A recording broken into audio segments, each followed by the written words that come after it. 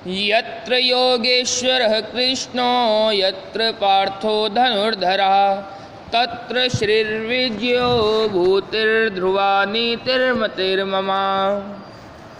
श्री पुरुषोत्तम मास महात्म का 8वां अध्याय। श्री सूत जी ने कहा, हे भगवान विष्णु और श्री कृष्ण का उपरोक्त संवाद सुनकर नारद जी ने पुनः प्रश्न किया, हे प्रभु, लक्ष्मीपति के बैकुंठ गमन के पश्चात क्या हुआ, वह संपूर्ण वृतांत कृपया करके मुझे सुनाइए। इस प्रश्न से भगवान बद्रीनाथ प्रसन्न होकर बोले, श्री लक्ष्मीपति ने पुरुषोत्तम मास को अपने बैकुंठ में ही निवास दे दिया। तब वह स्वर्ग का निवासी और सब मासों का अधिपति होकर सानंद भगवान विष्णु के साथ निवास करने लगा। इसके पश्चात धर्मराज युधिष्ठिर और द्रौपदी की ओर देखते हुए भक्तवत्सल भगवान श्री कृष्ण अर्जुन से कहने लगे कि हे पार्थ, मुझे विदित है कि आप लोगों ने वन में आकर कष्ट सहे हैं, इसी से आपको पुरुषोत्तम मास का ध्यान नहीं रहा। वृंदावन में श्री कृष्ण का प्रिय पुरुषोत्तम मास आदर नहीं पा सका। व्यास जी से शिक्षा प्राप्त करने हेतु युद्धशील अर्जुन भी उस मास में इंद्रलोक पर्वत पर तप करने चला गया। इसके विछोह से दुखी होकर आप लोगों ने भी अज्ञानता में ही इस पुरुषोत्तम मास के व्यतीत होना नहीं जाना। यह सब भाग्यवश ही हुआ। अब मैं आपके दुखों के दूसरे कारण को इतिहास के साथ कहता हूँ, तुम ध्यान लगाकर सुनो। श्री कृष्ण बोले, यह द्रौपदी पूर्व जन्म में एक विद्वान ब्राह्मण की पुत्री थी। बाल्यावस्था बीतने पर यह युवती हुई। इसके नेत्र बड़े सुंदर हो गए और रूप निखर गया। वह चतुर, गुणी और अत्यंत सुंदरी थी तथा पिता की अति प्यारी थी। पिता ने उसे पुत्र की भांति पाला पोसा था और कभी उपेक्षा नहीं की थी। वह साहित्य, शास्त्र तथा नीति में पूर्ण निपुण हो गई थी।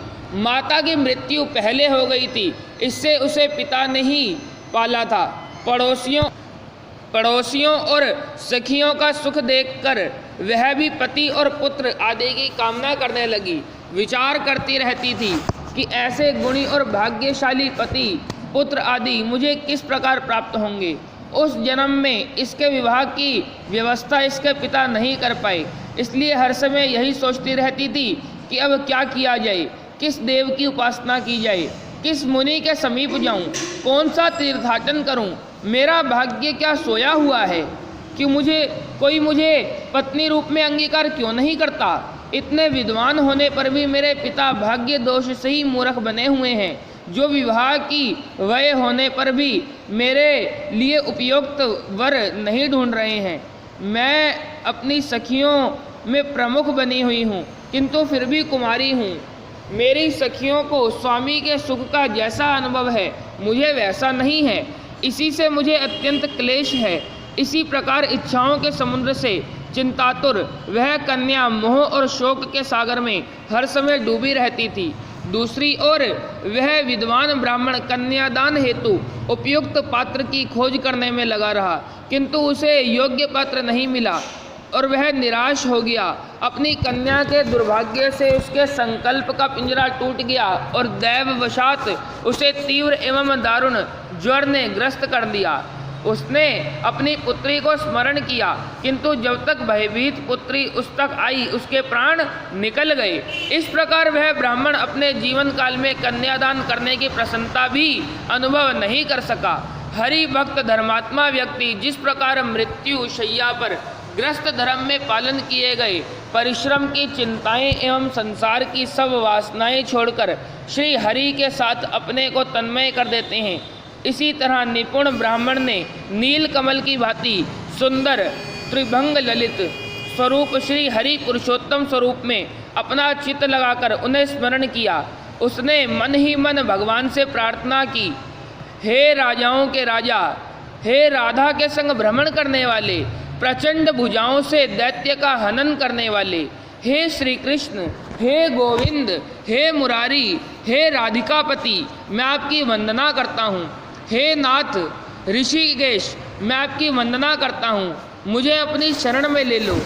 मृत्यु शैया पर पड़े उस ब्राह्मण के ऐसे वचनों को सुनकर भगवान के लोक से उनके पार्षद आ पहुँचे और मृतक की आत्मा को लेकर भगवान के चरण कमलों में प्रस्तुत कर दिया। अपने पिता को मृत पाकर वह कन्या हाहाकार करके रुदन करने लगी। पिता के शरीर को गोद में रखे वह करुण विलाप करने लगी। हाय पिता, अपनी पुत्री को सुख से रखने वाले कृपालु, मुझे आप किसके आश्रय छोड़ गए हो? मुझ पितृहीना की अब कौन रक्षा करेगा? ना मेरा कोई भाई है, ना कोई और कुटुंबीजन है, मेरी तपस्विनी माता भी तो नहीं है। हाय, मेरे भोजन वस्त्र की चिंता अब कौन करेगा? हे पुत्री को प्यार करने वाले पिता, तुम बिना मेरा विवाह किए हुए मुझे कहाँ छोड़ गए? हे तपोनिधि, लौटकर यहाँ आओ। इस प्रकार अश्रु बहाती हुई वह ब्राह्मण बालिका बारंबार रुदन करती रही। उसका ऐसा करुण रुदन सुनकर उस वन में निवास करने वाले अन्य ब्राह्मण सोचने लगे कि ऐसे करुण स्वर में कौन रोता है। तो पता लगा कि ब्राह्मण की पुत्री रोती है। उसका पिता मृत्यु को प्राप्त हो गया था। सो सब एकत्रित होकर विलाप करते हुए उस ब्राह्मण बालिका के निकट पहुँचे और रुदन करने लगे। अंत में उन्होंने उस बालिका की गोद से मृतक शरीर को उठाया और काष्ठ आदि से चिता बनाकर शिवालय के निकट शमशान में उसकी अंत्येष्टि कर दी। उसके पश्चात दुखी ब्राह्मण बालिका को धीरज बनाकर सब अपने अपने निवास स्थानों में को लौट गए। बालिका ने पिता के सभी द्रवदेहिक विधानों में यथाशक्ति व्यय किया और उसी वन में अपने पिता के विछोह से दुखी रहने लगी। इस प्रकार पुरुषोत्तम मास महात्म का कुमारी विलाप नाम 8वां अध्याय समाप्त हुआ।